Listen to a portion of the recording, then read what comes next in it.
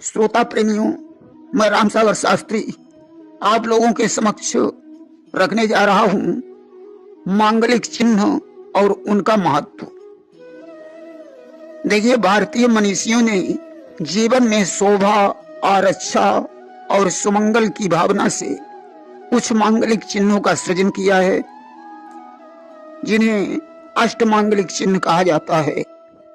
इनमें सुखदायी मंगल घट, सार्वभौमिक स्वस्तिक, भारतीय संस्कृत का विश्वकोश कमल, पंचत्व का प्रतीक पंचागुलक, संपन्नता का द्योतक श्रीवत्स, आकाश तत्व का प्रतीक शंख, सदैव लोकप्रिय मीन युग्म, निरंतरता का प्रतीक चक्र माना गया है। पत्र पुष्पों से अलंकृत व जल से भरा घड़ा संपूर्णता, सुमंगल, समृद्धि और संपन्नता का सूचक है। मानव और विराट पुरुष दोनों की तुलना पूर्ण घट से की गई है। सृष्टि का सृजन जल से हुआ है, अतः जल यहाँ ब्रह्मांड की सर्जना का प्रतीक है। आम्र पल्लव लगाने से घट संपूर्ण होता है। आम एक पवित्र वृक्ष है जिसकी पत्तियां सृजन के पश्चात जीवन की निरंतरता का बोधक हैं।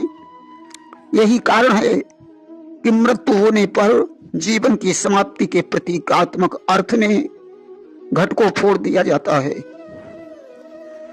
धार्मिक अनुष्ठान में सर्वप्रथम मंगल घट को की ही ब्रह्मा विष्णु महेश के रूप में पूजा होती है। मांगलिक चिन्ह स्वस्तिक सूर्य का प्रतीक था।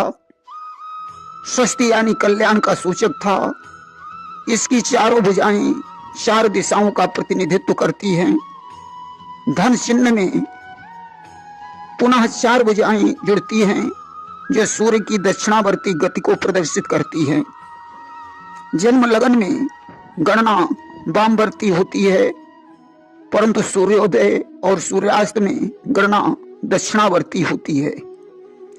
चारों दिशाओं के अधिपति अग्नि, इंद्र, वरुण और सोम हैं। किसी शुभ कार्य को करने से पहले स्वस्तिक चिन्ह अंकित कर उसका पूजन किया जाता है। गृह प्रवेश के पहले मुख्य द्वार के ऊपर स्वस्तिक चिन्ह अंकित करके कल्याण की कामना की जाती है। देव पूजन, विवाह, व्यापार, शिक्षारंभ तथा मुंडन आदि संस्कार में स्वस्तिक पूजन आवश्यक है। महिलाएं अपने हाथों में मेहंदी से स्वस्तिक बनाती हैं।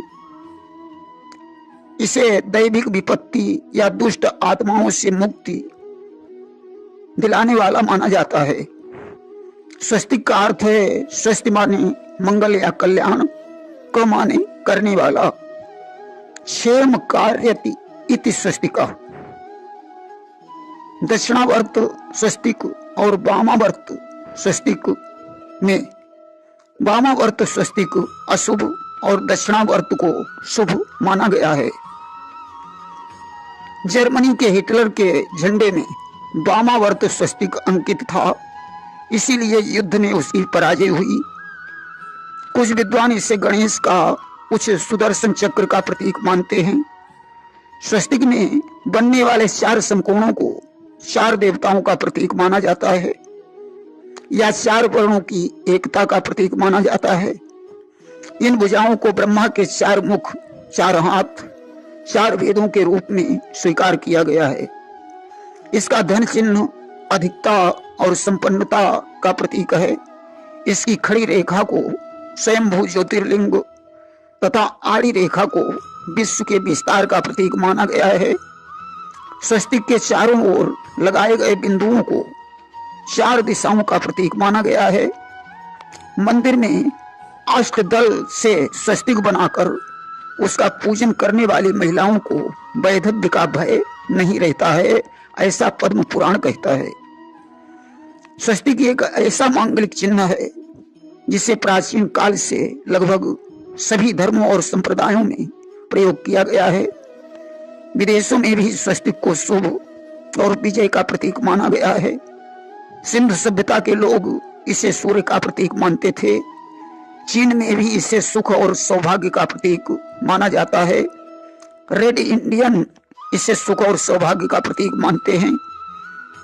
धन चिन्ह भी स्वस्तिक का ही रूप है। सच्चिदानंद और सत्यम शिवम का प्रतीक कमल पृथ्वी पर सृष्टि विस्तार का प्रतीक है। अपनी सुचिता निर्मलता के आधार पर यह ज्ञान, मनन, चिंतन, अध्यात्म शक्तियों को बढ़ाने वाला है।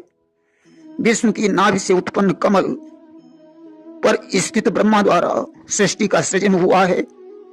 कमल सदैव सूर्य की ओर उन्मुख होकर उसके प्रकाश से खिलता है। सूर्य ब्रह्म का रूप है, अतः कमल प्राण का स्वरूप है। लक्ष्मी जी का आसन कमल है, अतः इसे लक्ष्मी प्रदायक माना जाता है। कमल कीचड़ से उत्पन्न होकर जल में रहकर भी यह उससे निर्लिप्त है। दाहिने हाथ की 5 उंगलियों की छाप व 5 रेखाओं का द्योतक होने के कारण पंचागुलक को शुभ व मांगलिक प्रतीक माना गया है। मांगलिक अवसरों जैसे विवाह, गृह प्रवेश, पुत्र जन्म आदि पर हल्दी व चावल की पीठ से पंचागुलक छापने की परंपरा है। यह पंचागुलक पंच तत्वों का प्रतीक है। पंचागुलक में हाथ कर्म का प्रतीक है। प्रातः हथेली को देखना शुभ माना गया है।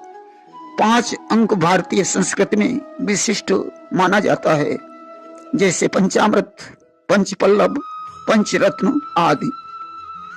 श्रीवत्स अर्थात लक्ष्मी पुत्र, इसे सुख, समृद्धि व संपन्नता का द्योतक माना जाता है।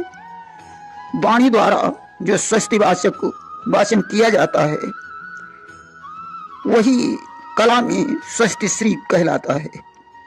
इसे छोटे से मनुष्य के रूप में, नाग, मिथुन या चतुर्दल कमल के रूप में अंकित किया जाता है।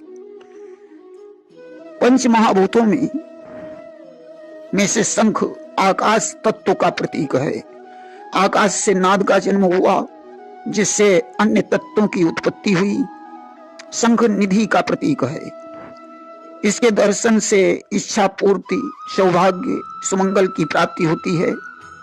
दक्षिणावर्ती और वामावर्ती शंखों में दक्षिणावर्ती शंख बहुत दुर्लभ और धार्मिक अनुष्ठान के लिए अति शुभ माना गया है। यह स्वयं नाद करता है। वैज्ञानिक दृष्टिकोण से इसकी ध्वनि जीवाणुनाशक है। कृष्ण का पंचजन्य, अर्जुन का देवदत्त, युधिष्ठिर का अन्नत विजय शंख दक्षिणावर्ती शंख के साक्ष्य हैं।